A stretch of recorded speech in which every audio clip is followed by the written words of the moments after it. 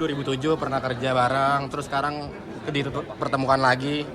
Ada perbedaan nggak ketika kerja bareng mereka? Apa makin asik gitu? Makin tua aja. Dulu miskin ya.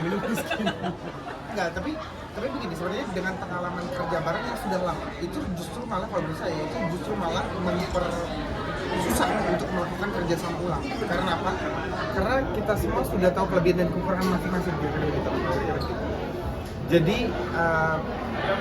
benar-benar kerjasama ini ya bukan hanya didasari oleh kelebihan kita yang saling lama kenal gitu, tapi memang secara project memang bagus, secara project memang bagus.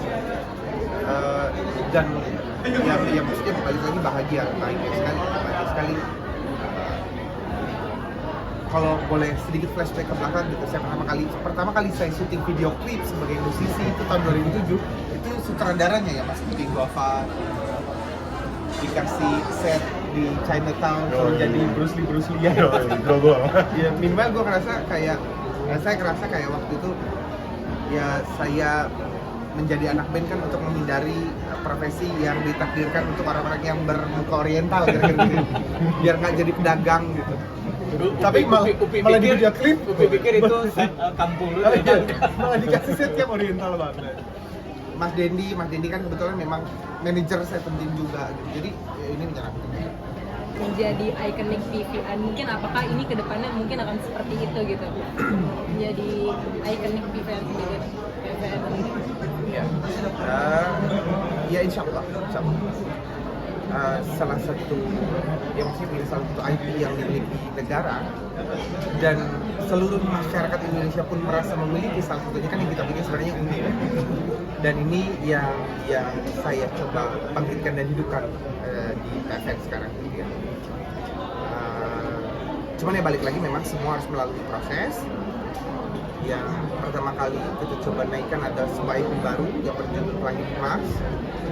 Next, insya Allah kemarin juga kita udah ngobrol sama Upi juga, sama Mas Dendi juga gitu ya. Insya Allah next kita mau develop Unyil, insya Allah. Mas, tapi Kan kalau boleh tahu? After this movie pasti next year gitu. Tapi bukan Unyil di Mars. Mas Wan, tapi lebih nyaman kerja di industri musik sendiri apa di film sekarang nih, Mas? Kan baru yang ngejabat ya. Iya.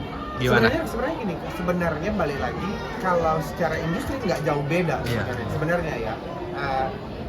Secara prinsipnya kurang lebih sama. Ini adalah bisnis, maksudnya ini adalah bisnis yang 100% tidak bisa diprediksi, tidak punya teori, nggak punya formulasi kira-kira begitu. Ini bisnis yang based on sense. Jadi secara prinsip sama. Jadi nggak tahu gitu ya, maksudnya pun balik lagi di industri musik pun itu pun ada juga industri audiovisual yang kayak produk-produk seperti video klip misalnya gitu ya, atau kadang-kadang lagu kita dibuatin misalnya kayak short movie gitu. Terus kemarin juga kita bikin film, jadi sebenarnya industrinya sangat-sangat dekat dan berkaitan. Balik lagi di film juga original soundtrack itu ternyata jadi salah satu faktor penting di dalam pengembangan sebuah film gitu. Jadi menurut saya sih nggak jauh beda, nggak banyak beda. Bang Irfan, ini kan monopoli gitu, bermonopoli lah di bioskop, itu mungkin pendapatnya sendiri seperti apa? Mungkin rumah produksi besar tuh punya space sendiri. Ya coba boleh tanggapannya kalau boleh tanggapan. Ayo dong Bang.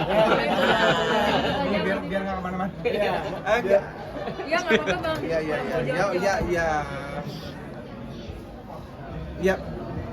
Kalau menurut saya begini, semua itu running kalau menurut saya semua industri, baik itu mau musik gitu, mau baik itu film gitu, baik itu industri lainnya, semua itu pasti ada dalam tanda kutip ya, pasti ada berita miringnya, pasti ada sifat monopolinya. Balik lagi itu happen by setting atau by organic, ini yang perlu kita cari tahu dulu.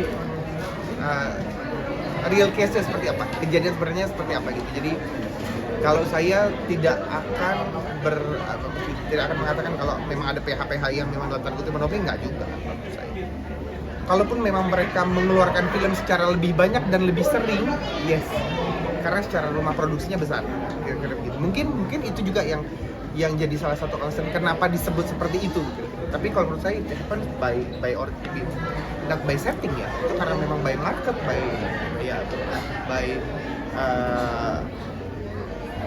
ya memang by condition kan ya.